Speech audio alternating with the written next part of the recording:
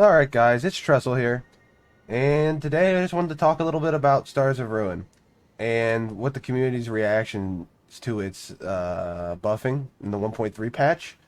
I've been seeing, and just it in general, even before the patch, people were complaining about it for no good reason. I see a lot of people saying it's undodgeable, or it can't be dodged when it's cast subsequently, which is completely untrue. If they cast it with a, with an infinite FP crystal tier in their Wondrous Physic Flask, then for, what is it, 15 seconds they don't use FP, which means you'll run out of stamina before they run out of FP to keep casting it. Which means that you just have to space them out while they use that. But I mean, that's one of their crystal tiers, so if we're really going to complain about that one compared to like the carry weight crystal tier or the Crimson Burst crystal tier, then we got our priorities way off. And you know, that's pretty much all I have to say. You can easily dodge it. You can easily dodge Stars of Ruins by dodging at an angle. So you have the caster in front of you. You dodge either left at an angle towards them or right at an angle towards them.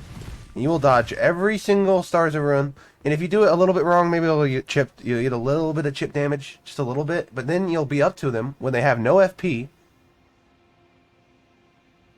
And you'll barely take any damage. So that means they can't cast spells towards you. And you're in front of them. So you get to start punishing them. They can't really defend themselves unless they have like a Moon Veil or something.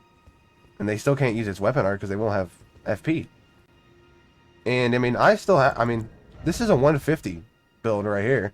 And I've got a little bit of stats for Moon Veil, but I've got 34 in mind. I can still cast it only 3 times. So, I mean,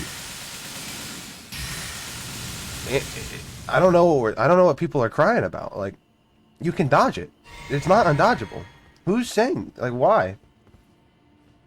Now, I don't want to bring up any names or anything, but I've heard many people on Reddit, or I guess many Redditors, and I've heard many people talk, like content creators, talk about how Stars of Ruin is undodgeable. And I just don't want, that idea getting out into the community because it's just simply false. It's simply false. There's nothing else I really need to say about it. You can dodge Stars of Ruin. It's nowhere near busted, especially if we're talking about, it in comparison to other things in this game, like Bloodhound's Quickstep, or Bleed, or something like that, like Seppuku, Crossbeard, Naginatas. So, I don't know why there's such a big complaint on Stars of Ruin. I mean, spellcasting has its own gameplay loop and, like, skill cap of its own. It's not easy mode, especially in duels when you're playing against a player that knows how to dodge correctly. You have to set up things correctly, and you have to still dodge their attacks. So, I do understand the complaints about, casters and invasions, because then it's just somebody off screen pelting you with Stars of Ruin. That I get. That I completely understand and agree with. Not that there's really any changes to be done for that, but I understand that. But in terms of duels, and on 1v1, Stars of Ruin, not at all broken. Even with the infinite FP flask, you can still create space, or create space for as much as you can until you have to roll like the last bit of it, which is pretty much always achievable, especially in this arena. You have 2 places to run to, actually 3, where you can get a lot of space away from it, and then they're just done. So that's pretty much all I had to say about it. I hope this gets out to the community because I don't want people having the wrong idea about Stars of Ruin. I really don't. And I just figured I'd get on my caster character so I could show you the FP cost of it. And this is the reduced FP cost. And this is what people were complaining about.